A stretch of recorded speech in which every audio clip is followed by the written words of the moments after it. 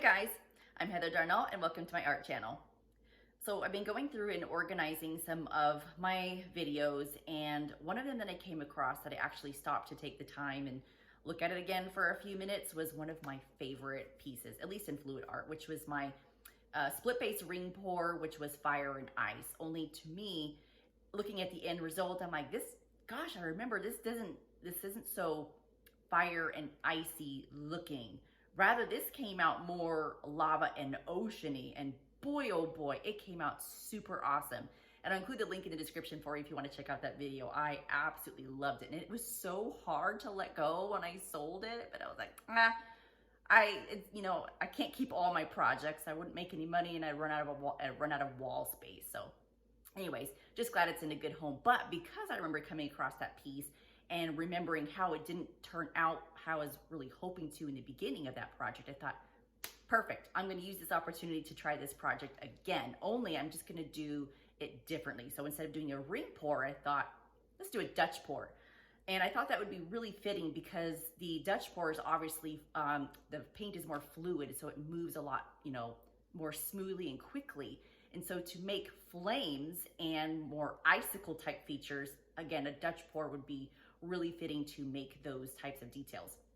But anyway, so before we get started, today's ministry snack comes from the book of Romans, chapter 12, verse 2, and it reads, "Do not be conformed to this world, but be transformed by the renewal of your mind, that by testing you may discern what is the will of God, that is, what is good and acceptable and perfect."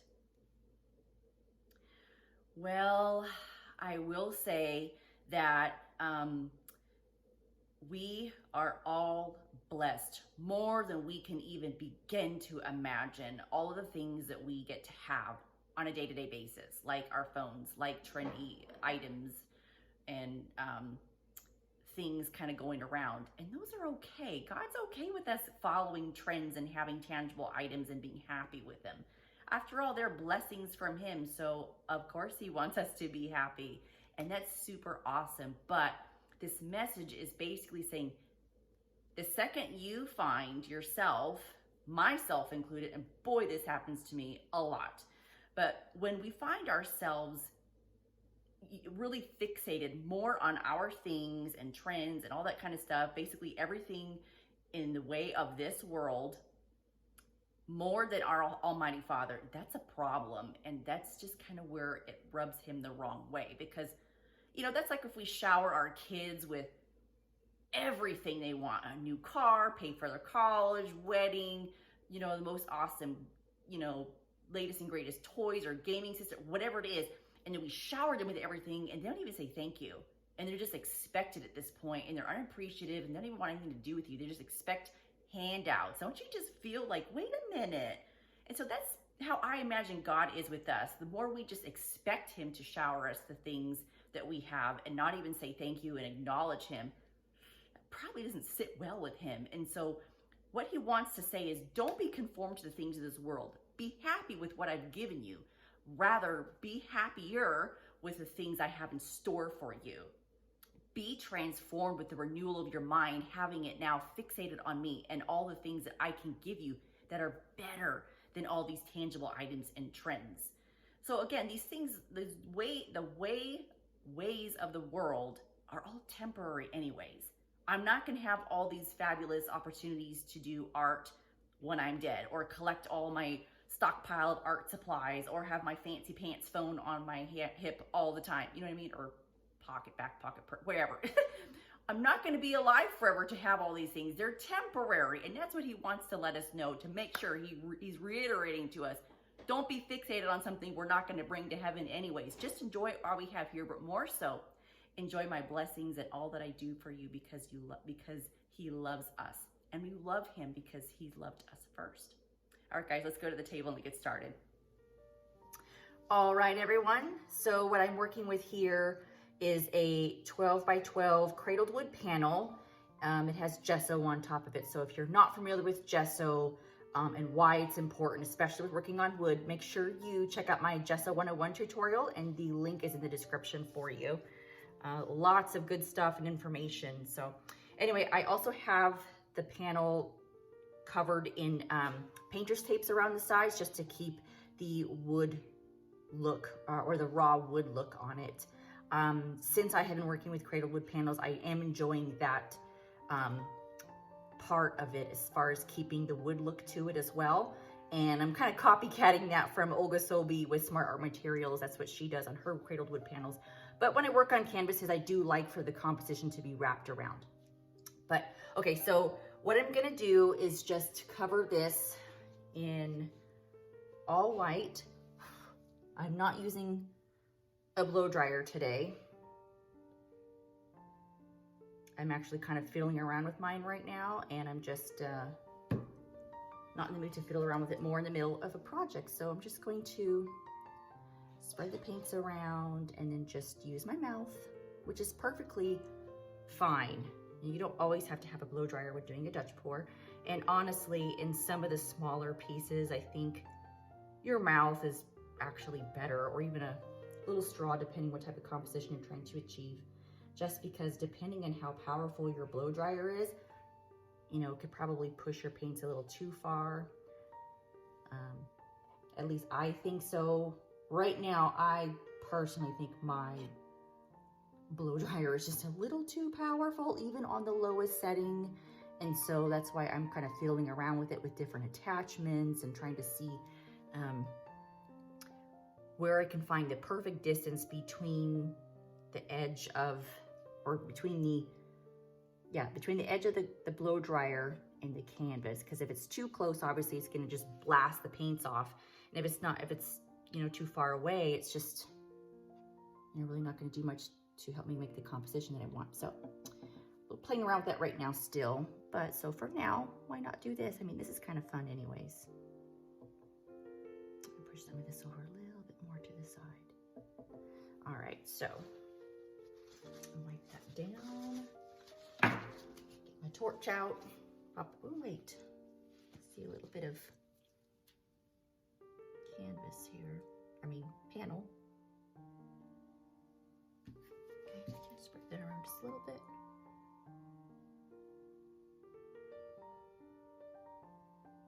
There. I'm actually kind of wondering if I didn't put enough paint on that base coat, but we shall see.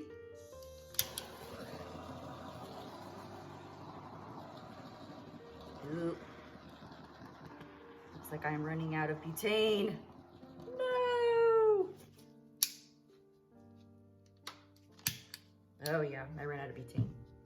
Alrighty, so before I go any further, let me go reload my torch and I'll be right back.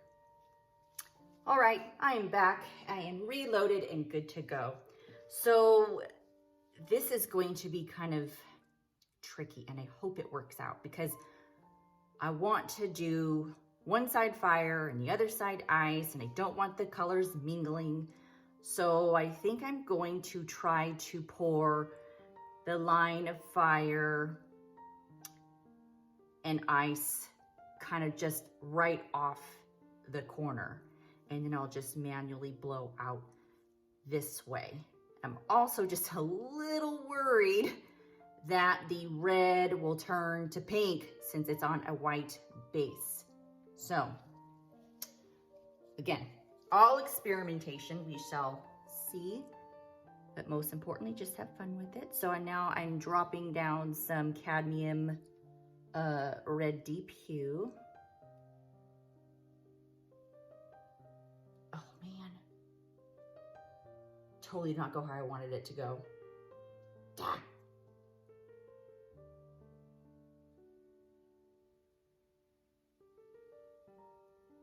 Like it started where I wanted to and then it did not end where I wanted it to. So, okay.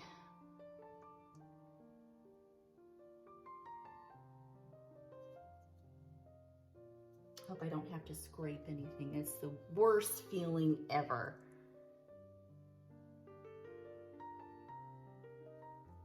Okay, there's the fire colors. I'm actually going to give this a little bit of gold contrast,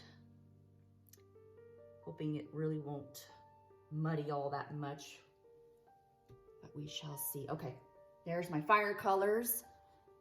That was a cadmium deep red hue, then cadmium orange hue, and then a cadmium yellow deep hue, and then a precious gold. Now, okay, let's see if I have any better luck. This side. Okay, this one is a Philo Cyanin 9. Oh my goodness. Never really good at pronunciation, so don't hold me to it. I will list the colors in the description as well. That one was a Mediterranean blue. This one is a blue Danube, kind of like a baby blue. And I want more of this color. A lot of it. Because I really want icy. I don't want too much dark blue. And then I'm gonna top that off with a little bit of shimmering silver for the contrast. And then here we go. Wish me luck. Hold my hair back too.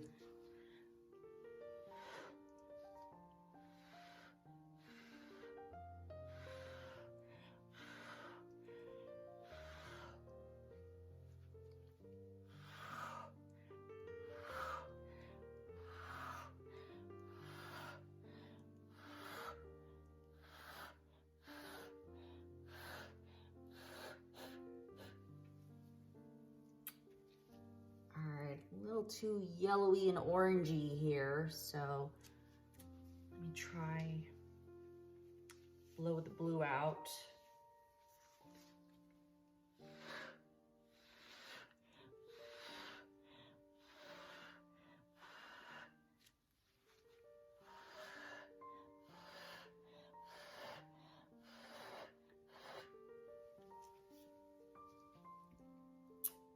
Interesting.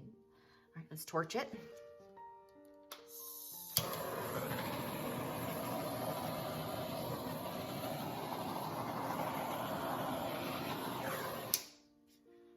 All right, I think it's just too much here. Try to keep going. There.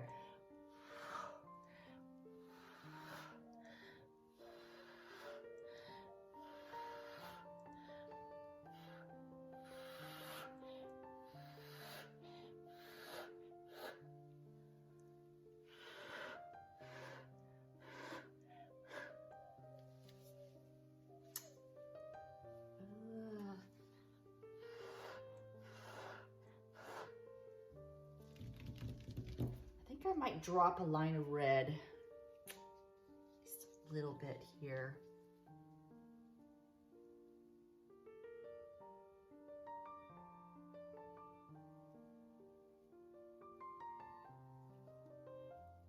Okay.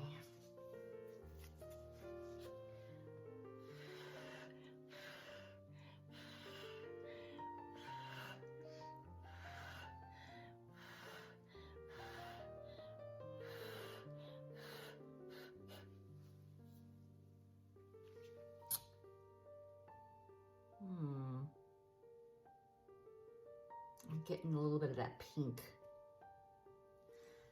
You know, let me play around with it a little bit.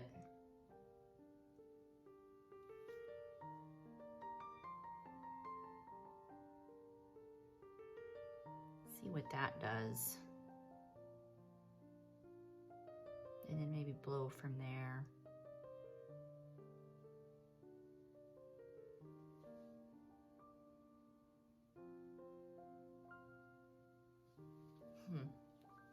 That's interesting too.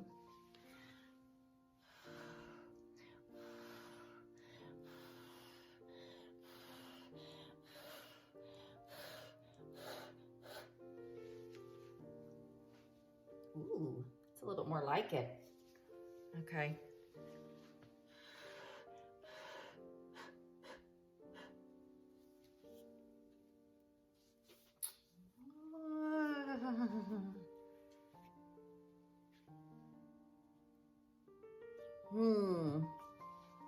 So hard. I might actually pull a little bit.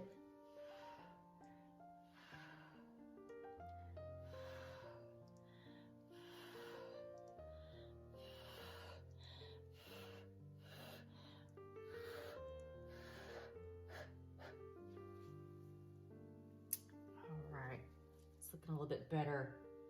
Let me see if I can tweak this ice side.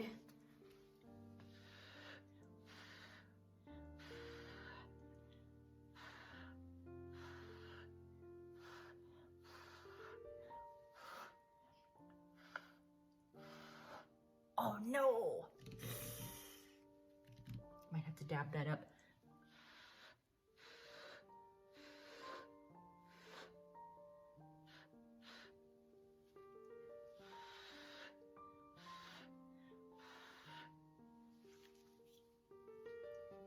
Ooh, that's really pretty. Okay, I need to fix that. There. Because you cannot have the fire in the ice. Ah, too bad too, it's so cool right there. Dang it. Okay.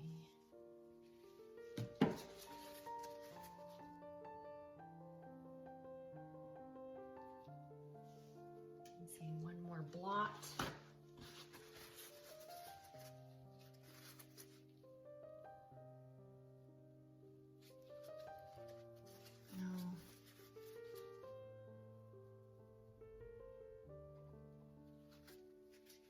Oh man, I'm just pushing that into the, okay, that's about as best as I can do. So, all right.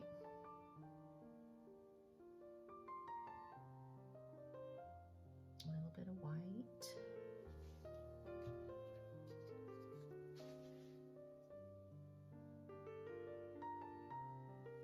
There.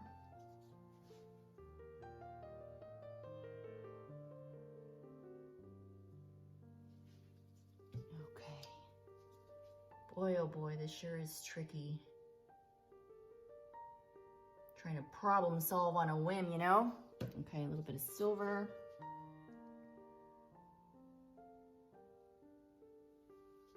Okay, now let's see. Ah, did it again.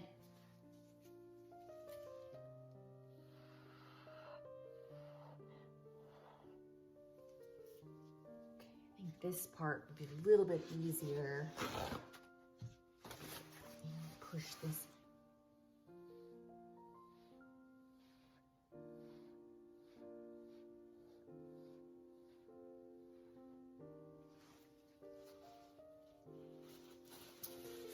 All right, I think that's about as best I can do right there.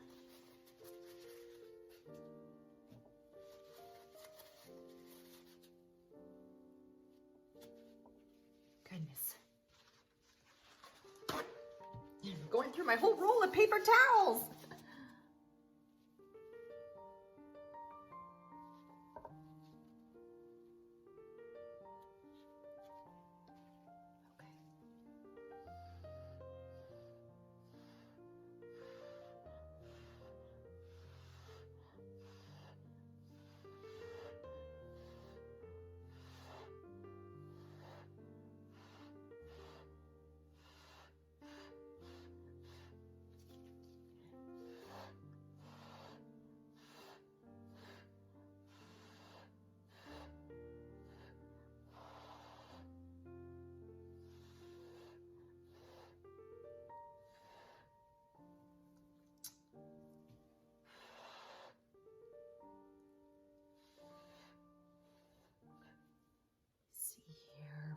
Just get some residual here and dab it in like that. Okay, I think that's have to work as best as possible.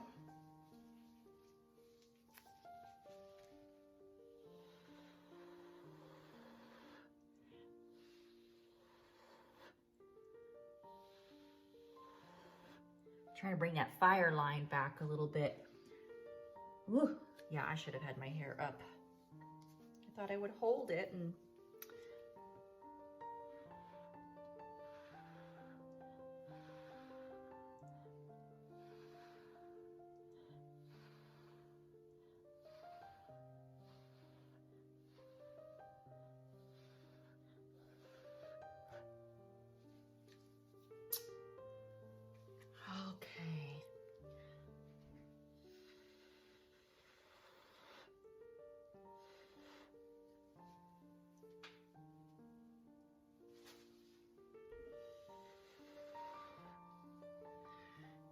All right, I think that's probably gonna work out best because it's so kind of ice heavy on this corner. So I'm trying to balance it to be fire heavy on that corner.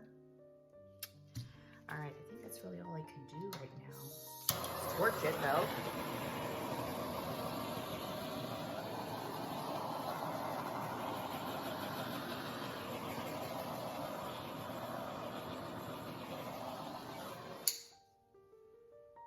Okay. I don't know how I managed to get some sort of microscopic hair in here every time, but it's okay. Alrighty guys, I think that's really all I can do. You know what, this is such a risk right now.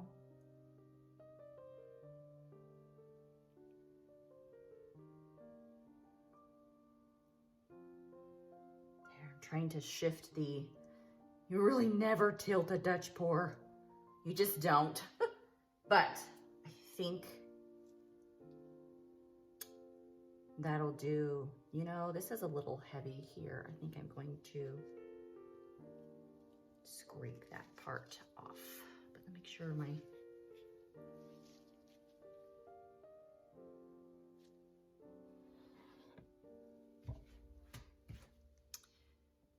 Let's see.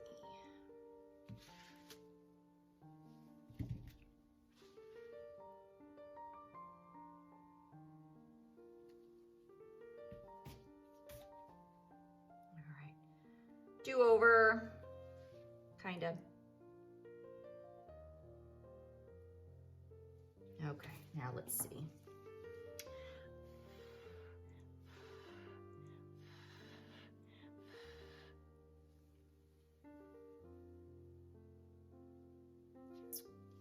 A little heavy still.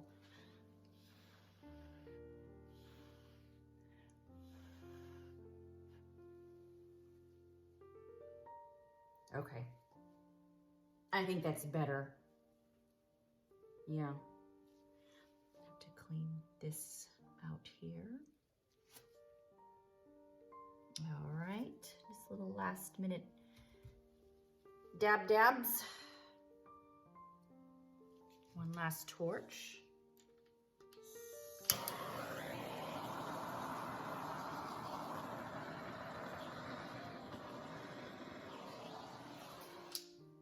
All right, time for a close-up. All right, guys, after I said time for a close-up, I went to town and I just started playing with it. So this is the final result and I actually like it so much better. It really is the clash of fire and ice. I mean, just look at these details and the color. I mean, I don't even know where to start.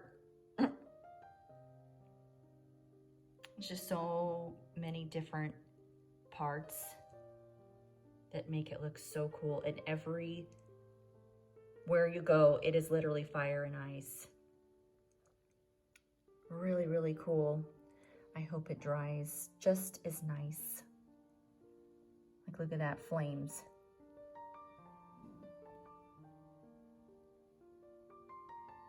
I'm really, really pleased with how this came out. I was really worried because I started playing with it, and sometimes that's a good thing, and sometimes you just should have left things alone because they were fine to begin with, but something was telling me to keep tweaking. All right, guys, so let's take it up for an overview and then hang on for the dried result.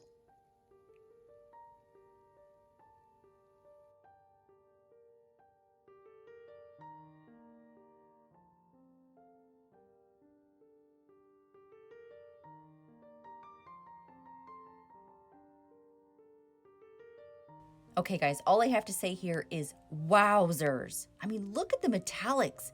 They seriously give the ultimate feeling of fire and ice.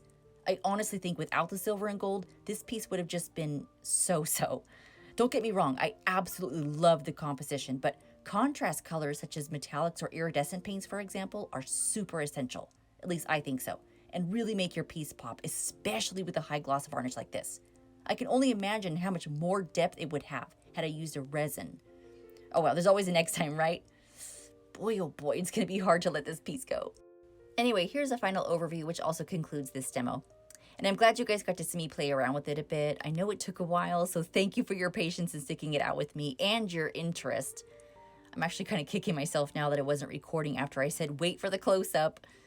I honestly thought I was just going to give like, 1 or 2 more puffs and call it good, but I just got lost in it, which I'm pretty sure happens to all of us when we're engulfed in our artwork. So if you liked the tutorial, please be sure to not only share it, but to also hit like and to subscribe for me. And don't forget about that notification button too. But by liking and subscribing, this lets YouTube know that you guys want to see more of my work, which is so helpful to me because I want to be helpful to you as well and keep providing you with as many videos as I can. Feel free to let me know what you guys think of this piece too. I'd love to hear from you. And all the colors, supplies, and paint mixing ratios are listed in the description. But above all, remember to thank God for this opportunity and always paint from the soul.